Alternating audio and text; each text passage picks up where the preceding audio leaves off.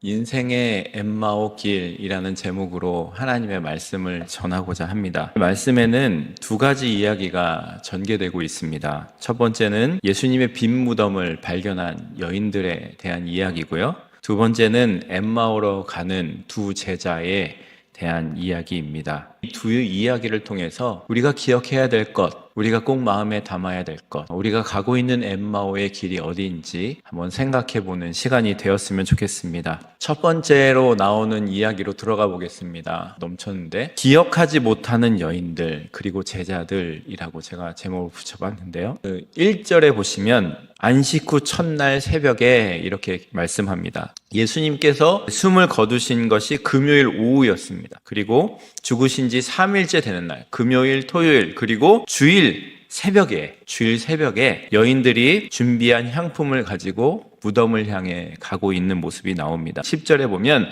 막달라 마리아, 요한나, 야고보의 모친 마리아다 이렇게 말합니다. 여러분, 이 제자들이 주님을 버리고 뿔뿔이 흩어지고 도망쳤잖아요. 그때도요, 이 여인들은 끝까지 주님을 따랐던 사람들 중에 있었습니다. 주님이 고난받으실 때도 곁에 있었고요. 주님께서 십자가를 지고 골고다를 오르실 때도 있었고요. 그리고 주님께서 십자가에 못 박혀 죽으실 때도 그곳에 있었고, 주님의 시신을 내려서 무덤에 안치할 때도 멀리서나마 주님을 바라보고 마음 아파했던 여인들이 바로 이 여인들이었습니다. 어떻게 보면은 제자들보다 주님의 말씀을 더 사모했던 사람, 어떻게든 주님의 말씀을 듣고자 사모하는 마음이 있었던 사람들, 그리고 주님을 따랐던 사람들이 이 여인들이라고 볼 수 있겠습니다. 그들이 무덤을 향해 오르고 있습니다. 그들이 무덤에 오른 이유는요, 사흘 후에 부활하실 것이라는 예수님의 말씀을 기억해서가 아닙니다. 부활하신 예수님의 증인이 되시기 위해서가 아니라 죽으신 예수님의 몸에 향품을 바르기 위해 향품을 사들고 무덤을 향해 올라가고 있는 것입니다. 그들에게 한 가지 걱정이 있었는데요. 바로 무덤 입구를 막고 있는 무거운 돌을 어떻게 굴리고 안에 들어가서 예수님께 향품을 바를까, 이런 걱정을 가지고 있었습니다. 무덤을 막는 돌, 보기에도 엄청 무거워 보이죠. 이 엄청 무거워 보이는 돌을 굴려서 안에 들어가야 되는 것이죠. 대책이 없는 건지 무슨 배짱인지 새벽에 그것도 누군가가 돌을 굴려주기를 바라면서 무덤을 향해 갔습니다. 무덤에 도착해 보니까 어찌된 일인지 벌써 돌이 옮겨져 있는 겁니다. 무덤의 돌문은 왜 열려 있었을까요? 예수님이 부활하셔서 여시고 나오셨을까요? 무덤의 돌문은 마태복음에 보면 천사들이 내려왔고 진동하며 무덤의 돌문이 굴려졌더라 이렇게 나오기도 하는데요. 예수님이 그때 고안에 계신 건 아니었거든요. 무덤의 돌문이 굴려진 거는요, 다른 사람들이 와서 부활하신 주님을 보라고 열어놓으신 겁니다. 주님은요, 문을 꽁꽁 닫고 숨어있는 제자들 가운데 어떻게 하셨어요? 잠겨있는 문 안으로 들어오셨단 말이에요. 충분히 지나가실 수 있는 것이거든요. 근데 열어놓으셨어요. 와서 보라고, 부활하신 주님을 보라고. 여인들이 열려진 돌문을 보고 무덤 안을 이렇게 봤는데요, 큰일 났어요. 예수님이 없는 거예요. 너무나 당혹스러웠고, 말씀에 보면 뭐라고 얘기하냐면 4절 보세요. 이로 인하여 근심했대요. 이 여인들이요, 너무나 당혹스러웠고 근심했다라고 말합니다. 여러 가지 근심이 있었겠죠. 주님의 십자가에서 당하시는 고난과 못 박히심과 죽으심 봤다면 끝까지 예수님을 따랐던 여인들조차도요, 주님께서 부활을 미리 알려주셨지만 기억하지 못했고요. 그래서 향품을 가지고 왔습니다. 빈 무덤을 보자 매우 당혹스러워하며 근심하고 있습니다. 근데 다음 말씀을 보세요. 4절부터 5절입니다. 읽겠습니다. 이로 인하여 근심할 때에 문득 찬란한 옷을 입은 두 사람이 곁에 섰는지라. 여자들이 두려워 얼굴을 땅에 대니 두 사람이 이르되 어찌하여 살아있는 자를 죽은 자 가운데서 찾느냐. 여인들이 당혹스러워서 근심할 때 너무나 막 밝게 빛나는 사람들이 갑자기 여인들 옆에 나타났다는 거예요. 여인들이 너무 놀라서 땅에 엎드려져서 두려워서 얼굴을 땅에 대니까 두 사람이 하는 말이 어찌하여 살아있는 자를 죽은 자 가운데서 찾느냐라는 거예요. 왜 너희 여기서 예수님을 찾고 있느냐라고 말하는 겁니다. 여인들이 너무나 당황해가지고 이게 도대체 무슨 말이지? 하고 있는데 이어서 천사들이 이야기를 합니다. 6절에서 7절입니다. 읽겠습니다. 여기 계시지 않고 살아나셨느니라. 갈릴리에 계실 때에 너희에게 어떻게 말씀하셨는지를 기억하라. 이르시기를 인자가 죄인의 손에 넘겨져 십자가에 못 박히고 제3일에 다시 살아나야 하리라 하셨느니라. 여러분, 여인들이 두 천사가 전해준 소식에 어떻게 반응할지 몰라서 그러고 있자 다시 한번 천사들이 예수님이 여기 계시지 않고 살아나셨다고 전해주고 있습니다. 신적인 수동태예요. 하나님께서 다시 살리셨다는 거예요. 그러면서 너희에게 어떻게 말씀하셨는지를 기억하라. 여러분, 이 기억하라라는 단어가요, 성경에서 중요한 단어예요. 이 말씀이 우리의 인생 가운데 아무리 들려줘도 깨닫지 못하는 것을 떠오르게 하는 순간이기 때문이에요. 히브리어로는요, 자카르. 여호와께서 너희에게 말씀하신 것을 마음에 새기고 기억하라. 자카르. 그리고 헬라어에서는 밈네스코라는 단어를 써서 기억하라라는 것을 쓰고 있어요. 주님께서 말씀하셨던 것들을 기억하라라는 말씀을 들었을 때 여인들이 그때 기억했다는 거예요. 그래서 무덤에서 돌아가서 모든 일들을 11사도와 다른 모든 이들에게 전했다, 알렸다라는 겁니다. 기억하는 게 이렇게 중요합니다. 우리도 살면서요, 수많은 말씀을 듣잖아요. 수없이 들은 이 말씀들이 우리 가운데 기억이 나야 된단 말이에요. 근데 어려움을 당하면 우리는 말씀이 잘 기억나지가 않아요. 그래서 읊조리는 거예요. 내 마음속에 깊이 들어 새겨지게 읊조리는 거예요. 근데 우리가 정말 힘들 때요, 그때 갑자기 떠오르는 말씀이 있어요. 우리의 마음 가운데 우리의 삶을 완전히 변화시키는, 우리의 삶이 주님과 더 깊은 관계로 이끄는, 하나님과 더 깊은 신뢰의 관계로 이끄는 그런 역할을 하게 되는 거예요. 그게 기억하다, 자카르 하는 거예요. 밈네스코 하는 거예요. 그 말씀이 딱 기억났을 때 그 말씀으로 우리가 하나님께 가까이 가게 되고 붙잡는 말씀이 되는 거예요. 여러분도 있으셨죠? 살아오시면서 여러분이 들었던 말씀이 어느 날 갑자기 내 마음 가운데 확 들어오는 거예요. 그 말씀으로 내가 하나님과 더 신뢰하게 되고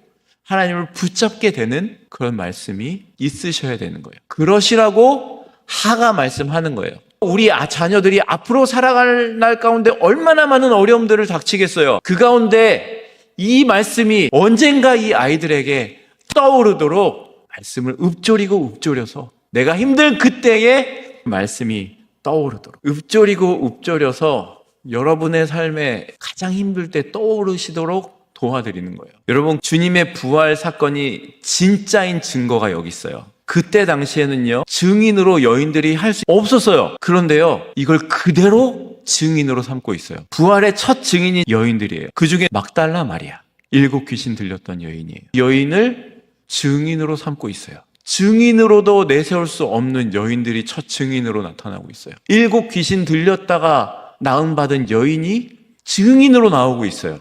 이게 진실이라는 증거예요. 예수님의 부활이 진짜라는 증거를 보여주고 있는 거예요. 그런 부활의 소식을 이 여인들이요, 전했는데 제자의 반응들이 어떤지 보세요.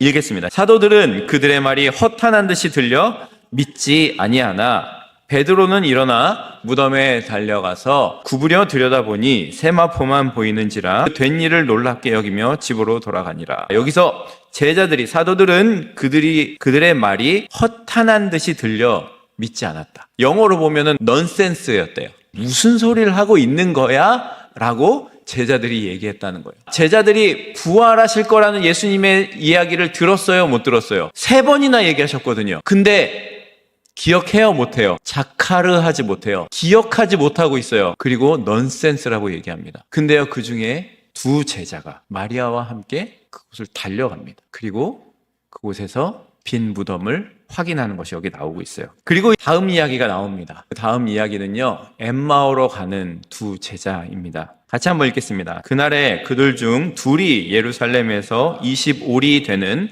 엠마오라 하는 마을로 가면서 모든 된 일을 서로 이야기하더라. 엠마오로 가는 2 제자는요, 글로바와 마리아 부부였을 것이라고 여겨집니다. 요한복음 19장에 나와요. 그들이 예수님께서 죽으신 후에 이 제자들이 예루살렘을 빠져나가고 있다는 것을 보여주는 사람들이에요. 스승인 예수님이 죽자 제자들이 너무나 큰 상실감과 실망을 안고 예루살렘을 떠나 피신을 하고 있는 겁니다. 절망하고 떠나가고 있는 거예요. 그들이 예루살렘에서 엠마오로 가면서요, 그때 예수님에게 일어났던 일들에 대해서 부부가 서로 이야기하고 있는 겁니다. 예수님이 그런 말씀하셨는데 뭐 이랬지? 어떻게 종교 지도자들이 예수님을 죽일 수가 있어? 이런 얘기를 하고 가고 있었는데 질문하며 대화할 때 예수님이 나타나셨어요. 근데 이 사람들이 예수님을 알아봐요? 못 알아봐요? 못 알아봐요. 부활하신 예수님이 너무나 놀라운 모습이었기 때문에 못 알아봤을 수도 있고 여러 가지가 있지만 말씀에서는 가려져 알아보지 못했어요.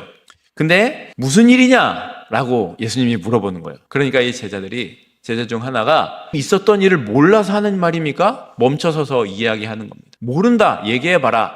그랬더니 당사자인 예수님한테 이 사람들이 설명을 하는 거죠. 이 제자들이 예수님이 놀라운 선지자였는데 종교 지도자들이 예수님에게 십자가형을 해가지고 예수님이 죽었다. 그래서 우리는 이렇게 떠나가고 있다라고 얘기하는 겁니다. 그러면서 사람들이 예수님이 그랬는데 이스라엘을 속량할 자라고 내가 생각했는데 죽었다. 돌아가셨다. 그리고 사흘째가 됐는데 이상한 소식이 들렸어. 어떤 여인들이 예수님의 무덤에 갔는데 무덤이 비어 있었다는 거야.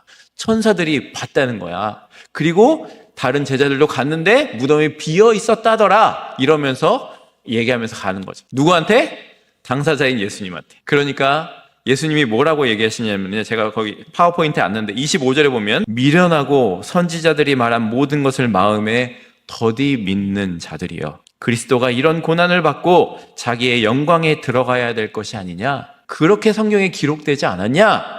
라고 말씀하시면서 모세부터 구약에 이르는 모든 예수님에 대한 이야기들을 풀어 설명하시기 시작했습니다. 한 8마일 정도를 걸어가면서 얘기하니까 이 사람들이 이야기를 듣는 중에 어디에 도착했어요? 목적지인 엠마오에 도착했습니다. 그때 예수님을 강권해서 조금 더 우리와 함께 있어 주십시오. 그리고서 같이 식사를 하는데 예수님이 떡을 떼는데 사람들의 눈이 열려서 예수님 것을 딱 알아본 거예요. 그동안 예수님께서 하셨던 거 다 풀어주시고 얘기하셨을 때 몰랐는데 떡을 뗄 때 이 사람들의 눈이 띄어졌어요. 이 사람들은요, 예수님이 12제자와 식사할 때 그 자리에 있었던 사람들이에요? 없었던 사람들이에요? 없었던 사람들이에요. 근데 이 사람들이요, 그 떡을 딱 떼는 순간 어떻게 예수님을 알아보고요, 예수님이 거기서 호련히 사라지셨어요. 그리고 이 사람들이 뒤돌아보니까 우리가 예수님께서 말씀들을 풀어주실 때 우리 마음이 뜨겁지 아니하더냐?